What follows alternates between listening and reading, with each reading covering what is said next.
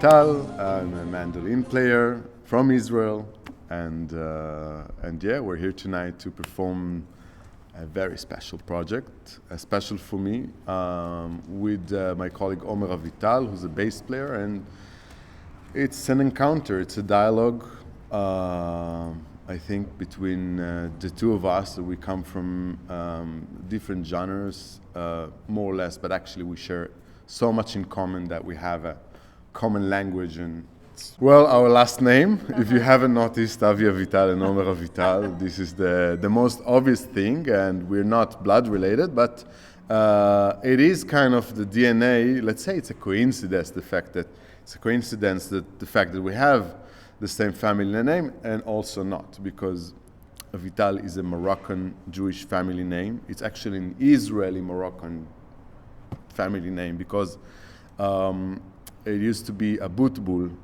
in Morocco. Abutbul is a Jewish Moroccan surname. And my father's family name is Abutbul, or used to be Abutbul, and Omer's father as well. And the thing is that when they immigrated to Morocco with a mass immigration of Jews from North Africa, they came into a very different Israel than the one that we lived into. The quest was to create a homogenic society,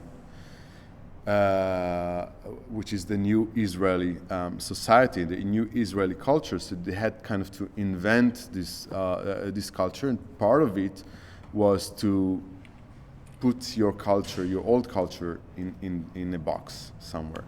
And part of it was to change your surname to a more Israeli sounding. So Abutbul became Avital. A lot of the Goldbergs from Europe became Harpaz, which is a literal translation to Hebrew.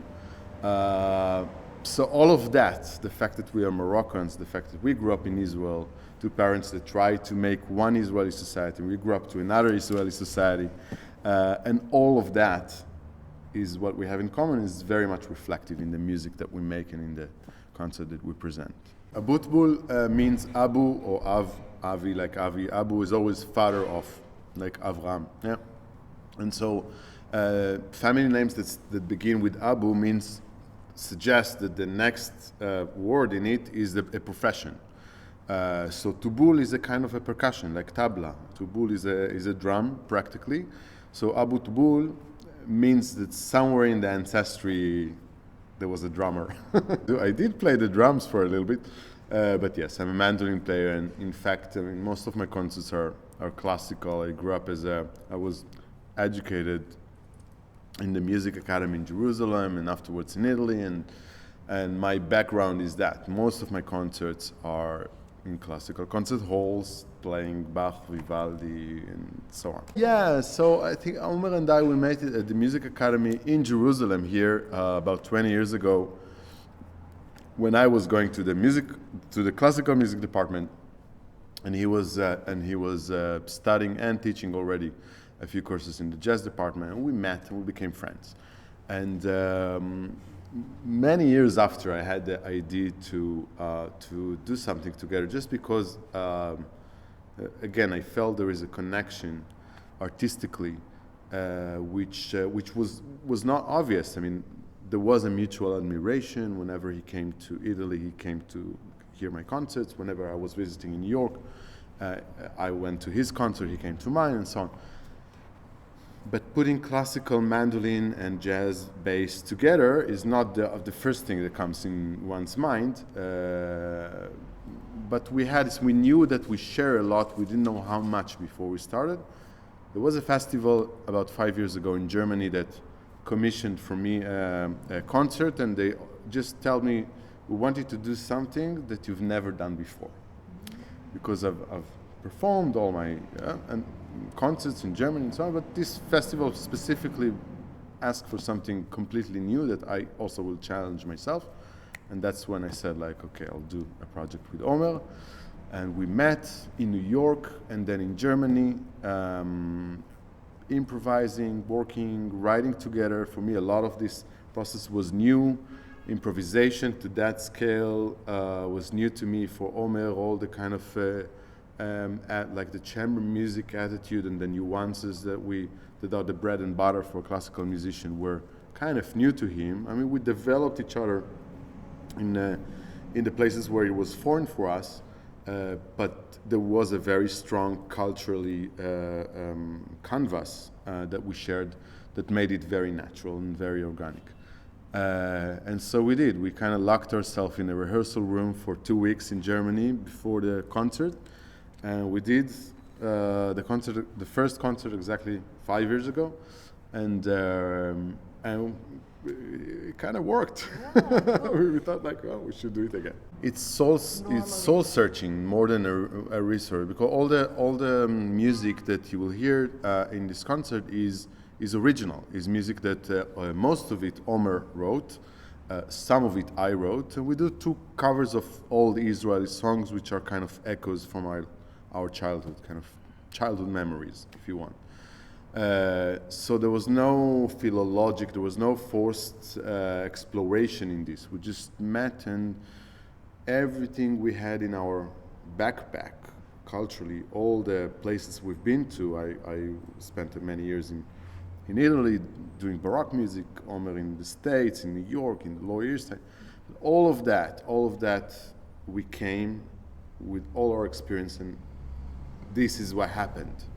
And so there was no, we just let it happen. We didn't like say, oh, we need one track that would be so and so with Moroccan rhythms. And I was surprised to see how much of the Moroccan influence surfaced in this project, because for me, for Omer was a little bit more advanced in this, but for me, the Moroccan culture was really not something that I dealt with. It was kind of in the back. I wasn't thinking about it too much. My grandparents speak Moroccan, and we eat at home Moroccan, but rather than that, I feel very Israeli. I didn't have that strong, connection to Morocco. And throughout this project, I just realized how those rhythms and those scales and those melodies are very much in my DNA. Yeah. And that said, of course, those are influenced on Moroccan rhythms and melodies. It's not Moroccan music. It's not traditional music. What Omer writes and what I wrote is kind of filtered. I mean, again, it's everything that we are, and we are obviously from Moroccan families. So, yeah, that comes in front as well.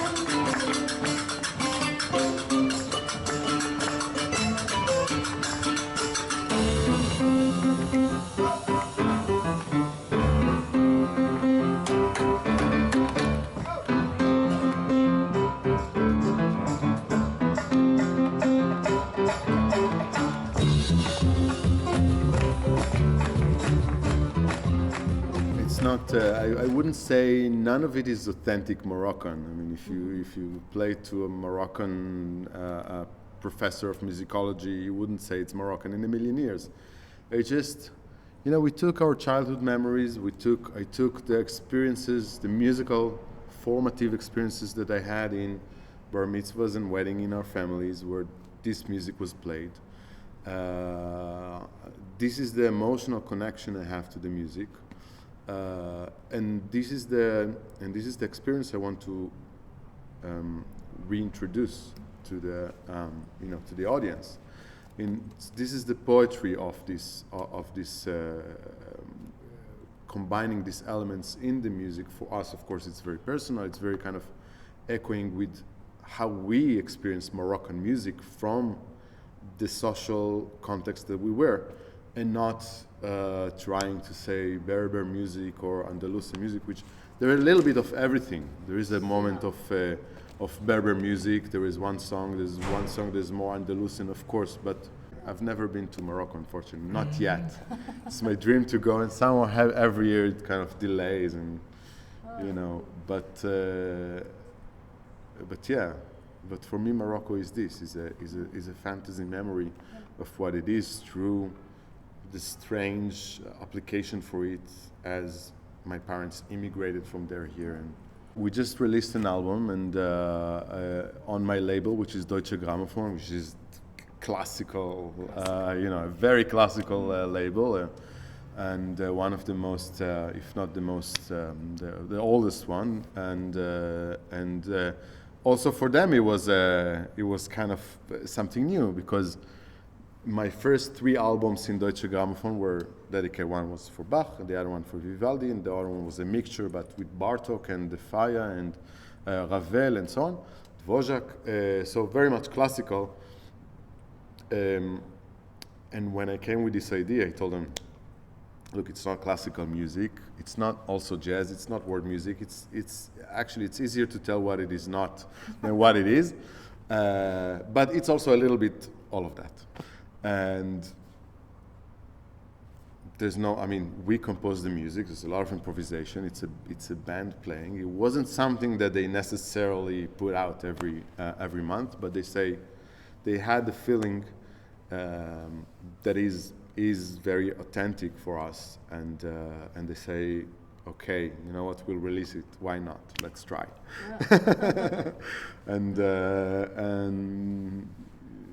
And so this journey was very, it forced me to be creative, to dig into my soul and to my roots, and to experiment with defining who I am culturally. And the output of it is artistic, and hopefully, as you said, the audience, which my audience at least, not necessarily used to hear me in that hat, but I feel my feeling so far also from the feedback and from the people from Deutsche Grammophon who enjoys listening it to in their offices, is that it works, because it really is something that comes very authentically from our connection to the music. And